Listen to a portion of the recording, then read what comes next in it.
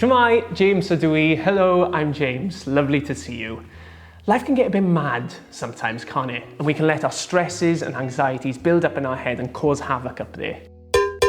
Over the next couple of videos, I'm going to teach you a simple trick on how to clear your thoughts and give yourself a few moments of you time by using suru. In Japanese culture, suru means hope in challenging or difficult times, and the word directly translates to crane, which I'm sure you've seen before. I'm going to show you how to make these and embrace this effective and ancient tradition in well-being. An old Japanese legend says that anyone who folds 1,000 origami cranes will be granted a wish. What? I have to make 1,000 of them? No, listen. Join me in video 2 and I'll show you what we need to get started. See you there.